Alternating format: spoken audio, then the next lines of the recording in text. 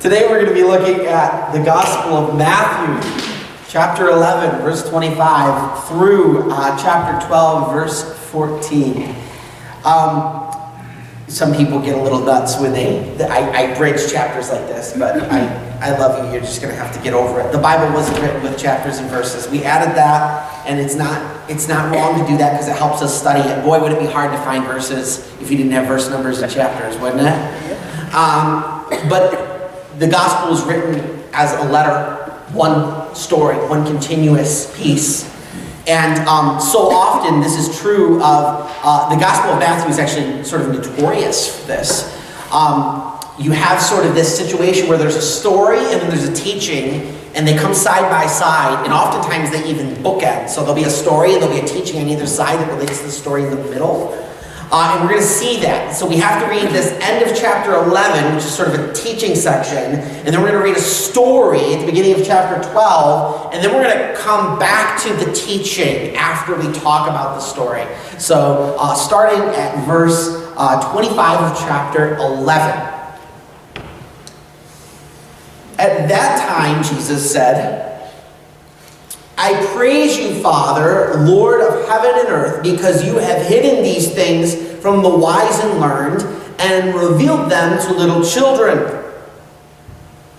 Yes, Father, for this is what you were pleased to do. All things have been committed to me by my Father.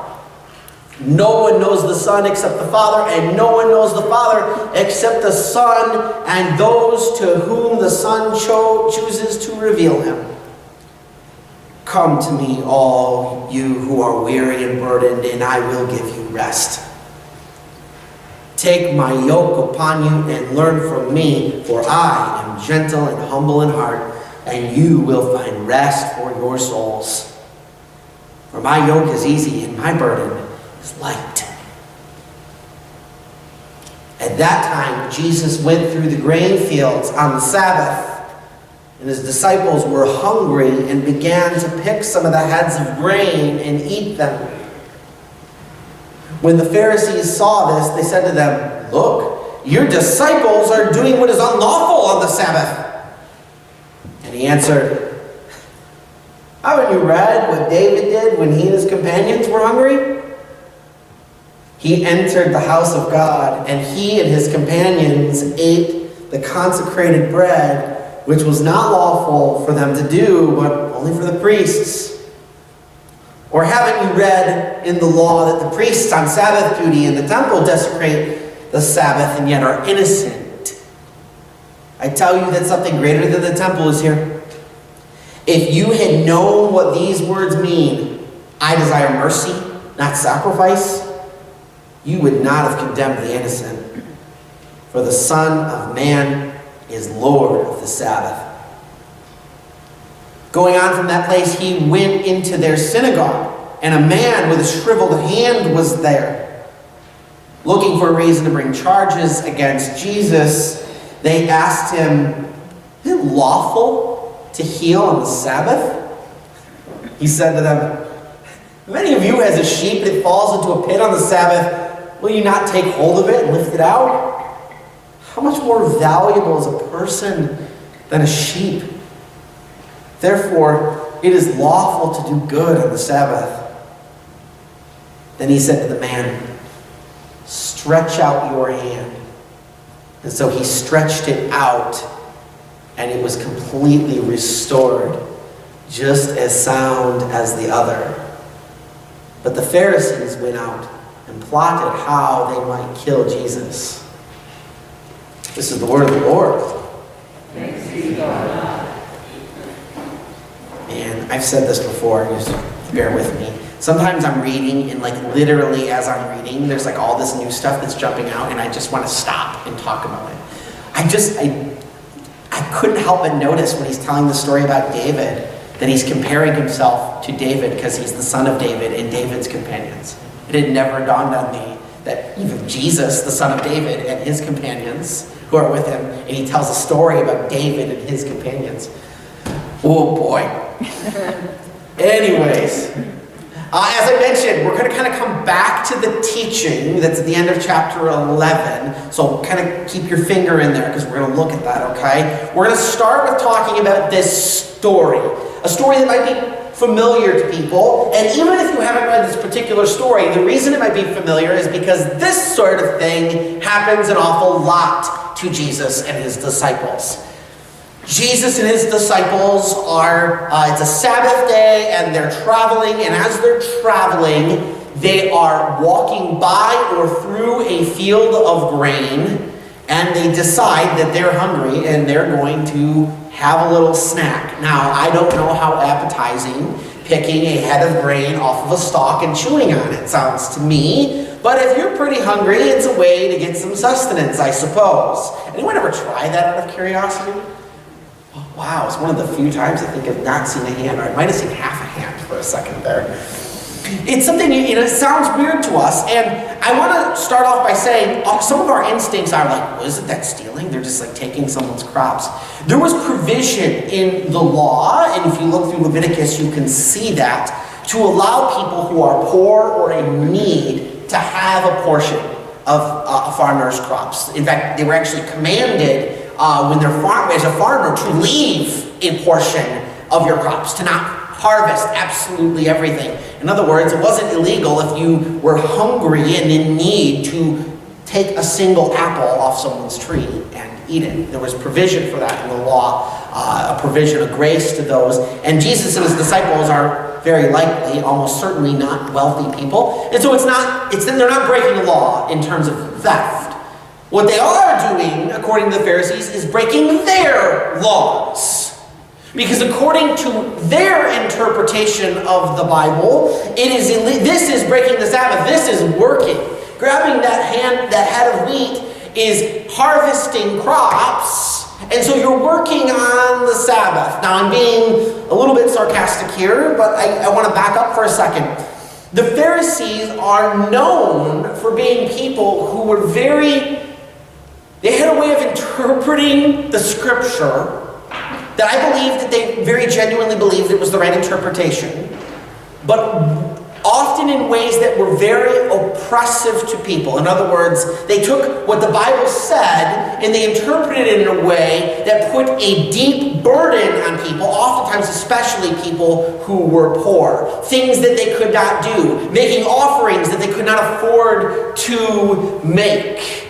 And so he says, well, this is unlawful. Well, the reality is some people, this is how they sustain themselves. So you're asking them not to eat on the Sabbath. Not to have any food, not to have anything to eat. This is deeply problematic. They're known, and the Pharisees had a whole series of laws like this. There's another story told where they accuse a man of working on the Sabbath because he picks up the piece of carpet that he lays on because he's a beggar on the street. And they say, you're breaking the law because you picked up your mat. And they're known for this, their interpretation of the law. And needless to say, Jesus is pretty adamant that their interpretation of the law is wrong. He makes it very, very clear. And he uses some examples from Scripture of people doing things that on one end might look like they're wrong, but when there's a time of need, when there's a burden placed on someone, it's lawful for them to seek relief in that. God has mercy for that. It's not deeply problematic for that. But it does raise the question, why is this? What is it? How is Jesus' understanding of Sabbath and working on the Sabbath fundamentally different than theirs? They have this very sort of religious view that is very specific as to things you can do and things you can't do and the things you must do and this interpretation of the law, and it places this burden on people that Jesus himself seems to be in disagreement with. We have been talking about the Sabbath and what it means to rest in the presence of God. The goal of the Sabbath day, and I'm hoping to continue to prove this throughout the series, was not so much about the day. Jesus made it very clear that the Sabbath was made for man, not the other way around, that the Sabbath had something to do with something God wanted to facilitate in people, and that was rest and relationship in Him. And so we've been talking about that, and in this world, we struggle to foster relationship with God for all kinds of different reasons. And one of those is the incredible burdens that this world puts on us. My life is busy. I'm sure yours is. I have trouble and bills and fences that break and a tire that is leaking again, right? I have a lot of things burdened upon me. Sometimes it's just the reality of life. Other times it's people putting burdens on me. And that's not to say that there aren't real and justifiable things we have to work on in this world. That's not to say that anytime someone asks something of you, it's not fair to do that. But for some people, and maybe some people here, one of those burdens comes from the expectations of our faith. And we can find ourselves feeling a little bit like the Pharisees, when it comes to religion, are asking us to do things that are too much for us to handle. As I address this, I have to address this very carefully here, okay? Because when it comes to the issue of what working on Sabbath looks like, or what it means to observe rest, there are kind of different extremes. On the one hand, there is an extreme that basically sets a certain day of the week and says that on this day of the week, these are the do's and don'ts. This is what life has to look like on this day of the week. Whether it's Sunday, whether it's Saturday, a Sabbath day, you need to observe that. And I want to start off by saying that I believe those are very well-meaning, well-intentioned attempts at understanding Sabbath. I also believe that the Pharisees were well-meaning and well-intentioned for the most part. Even though we see them as nefarious, they interpreted scriptures a certain way, and then they tried to apply them to the best of their ability. But what they ended up doing was heaping burdens on people that people could not carry. And there has been in the church at times a stream of thought about what rest looks like that has accused people who say they work on Sunday, and if you work on Sunday, you're not really a Christian. Or if you don't observe certain things on a certain day of the week, a Sunday or any other day, you're not really a Christian. I heard something just this week, actually. The Lord has a way of doing that. I hear things. But regarding the second services, the 2 services a Sunday that churches practice, there's a saying that used to go around that oncers become noncers. Anyone ever heard that? Raise your hand gently if you've heard that. This idea that if you don't go to church twice, you're probably on your way out of the church. Now again, I cover my words with grace. I believe well-meaning and in many ways very good application of this desire to observe Sabbath well. But there have been people who have felt ostracized by churches and by Christians because they were, for whatever reason, unable to do that. There have been people who had to work on a Sunday to sustain their family who have ended up feeling ostracized by the church because of that. So there's that one dimension, this idea of observing the Sabbath and an interpretation of Scripture, and if you don't do it this way, you're not really observing the Sabbath. And again, I would argue that that's not terribly dissimilar to what the Pharisees were doing here. Different interpretation, but similar thing, impressing that interpretation. Now I want to address the other side of this too, because this is equally problematic, if not even more problematic.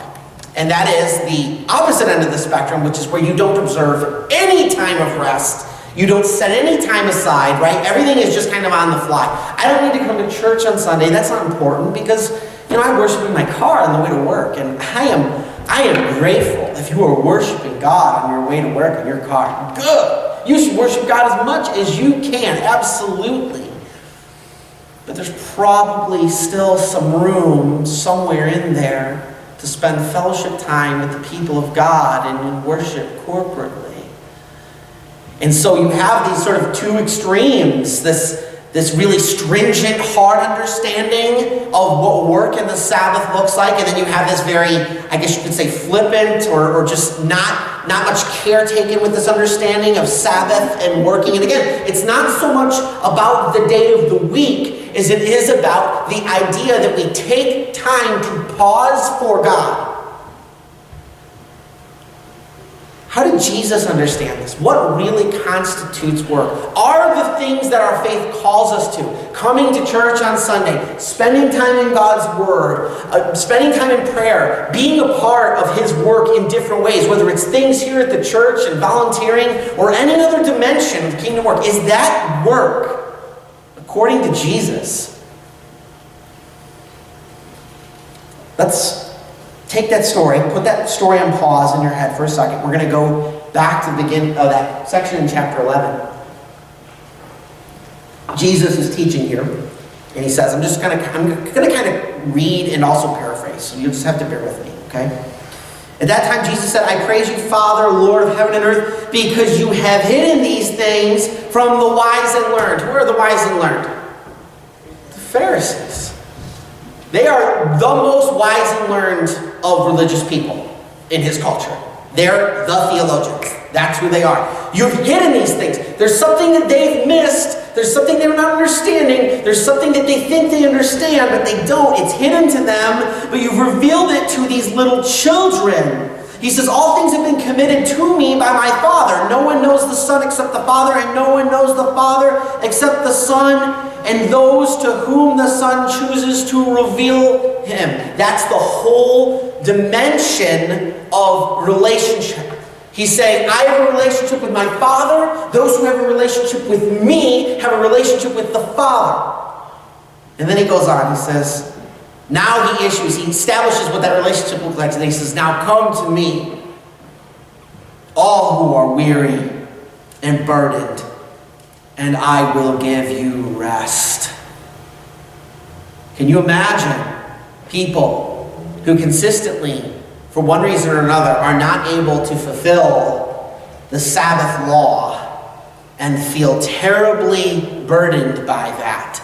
Not only because people are telling them how wretched and awful they are for not being able to do that, because in order to live, in order to sustain themselves, they have to eat grain from the field on a Sunday.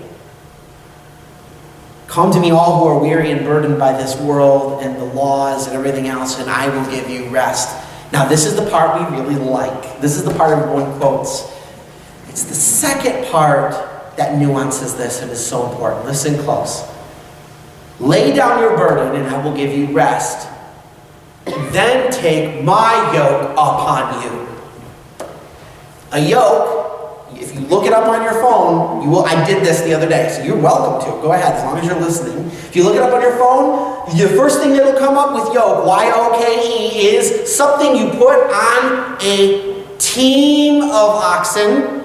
Almost every picture you see of a yoke will be multiple animals in this contraption used to do work in a field. Used to do work in a field. They're about to walk into this field in this story.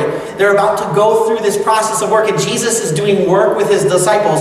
He says, lay down your burden, take my yoke upon you, and learn from me. This is entering into Jesus' work alongside him. He says, for my yoke is easy, and my burden is light.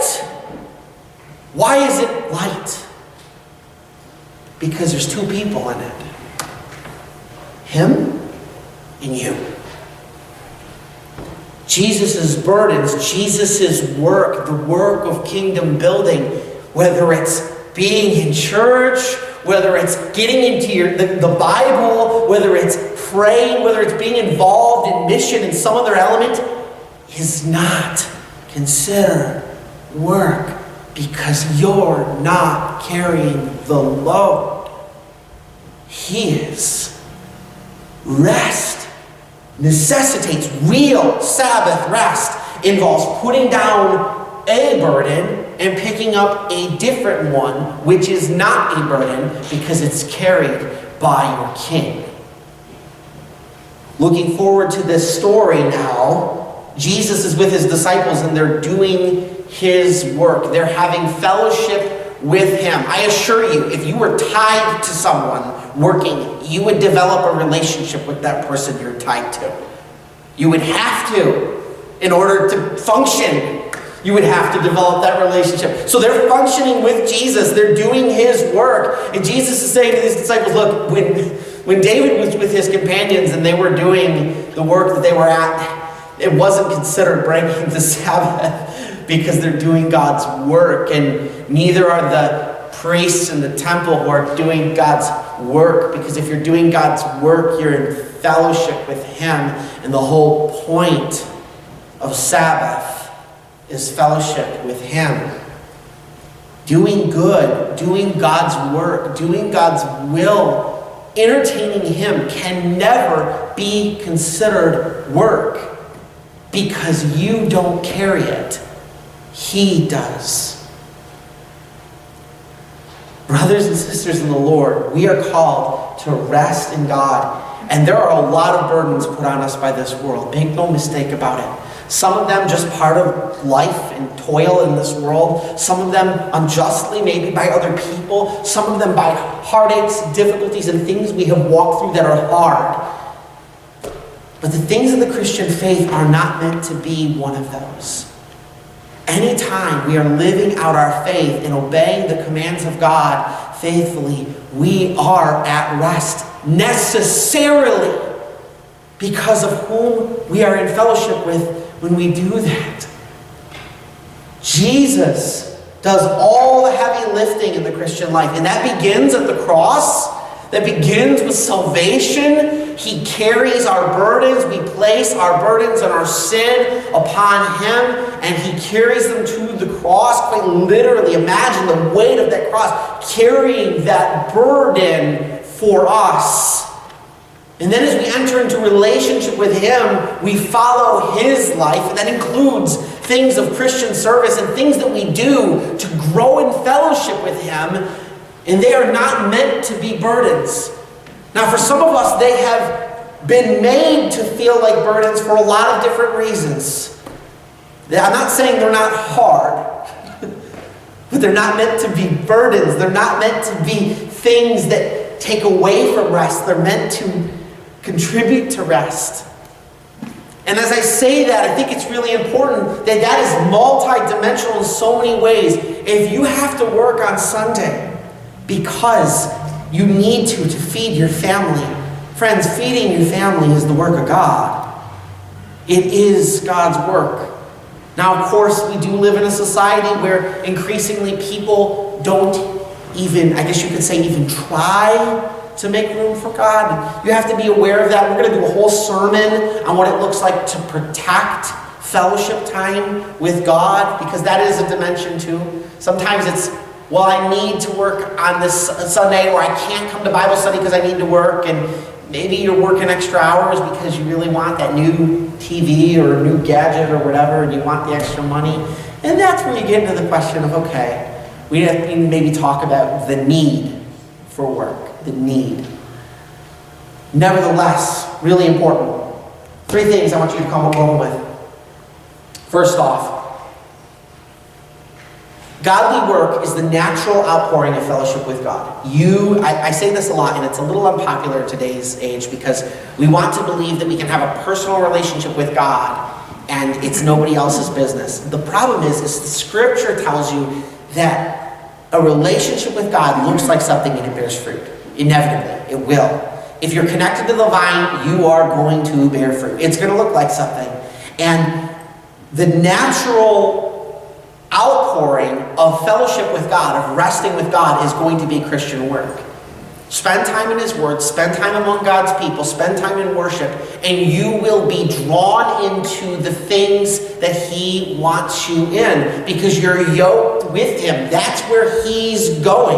Doesn't it stand to reason that if you want fellowship with Jesus, you're probably going to have to go where he's going and build the things he's building and work on the things that he wants you to work on because you're tied together with him.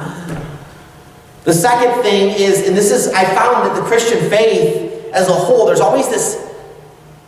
this interesting back and forth that happens with things. And so the first thing I said was, right, that the natural outpouring of fellowship with God is Christian work. The second element of that is if you are doing Christian work, guess what it will lead to? Fellowship with God. Those two things will feed into each other as you entertain them. Sometimes people say, well, I just don't feel compelled to spend time in prayer. Compel yourself to do it, regardless of how you feel. And as you spend time in prayer, you will meet God there.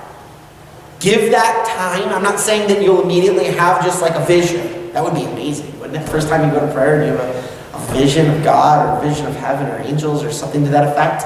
But if you spend time pursuing it, even if you don't feel compelled to, you will find yourself seeing the fruit of that. It's inevitable reality. You can only go to God's word so many times before he starts speaking to you. Third thing.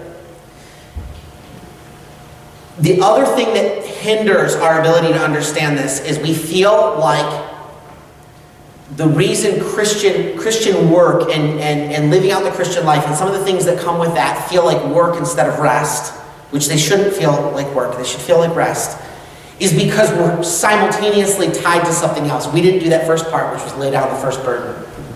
We didn't lay down the things of our life that are upon us. We didn't set those aside. How many people find their prayer life interrupted because you are too busy worrying about whatever burden you came into that prayer with? This is really important to understanding that. Part of how we can struggle to see fruitful, if Jesus is headed in a direction and we're trying to go with him, but we are still tied to the other thing, we're going to struggle with that. So there's something profoundly important about being deliberate, about laying aside that burden before you pick up Jesus' burden and walk with him. If you are a follower of Jesus, understand that the Christian life in every aspect of it, whether it's our worship, time in prayer, personal relationship, serving in the church, whatever it might be, however you're living out your faith, is never meant to feel like work. And ultimately, you're not breaking the Sabbath to do that because you're with him. And if you're in fellowship with him, you're always at rest. That's the natural result of being next to Jesus, is resting. If you are not a follower of Jesus and you are listening to this, one of the things that's so neat about doing recorded services is I've said many times that I never assume, someone might be having a spiritual revelation right now that they're coming to faith in Jesus the first time. I don't know. I can't ever know that. It doesn't matter who's in the room. But when you're doing this on the internet, it's a whole new thing. Because you're talking to who you have no idea. But if you're here and you're listening to this and you're online, whatever it might be, and some of you are so weary and you're exhausted because you won't put down that burden, and maybe it's because people keep throwing it on you. But Jesus says, people keep throwing that on you. Leave it behind. Come to me. Be yoked together with me, and you'll find rest because I'll carry all of it. And you get to just walk with me and have fellowship with me. And I pray that you will know and believe and pursue that today.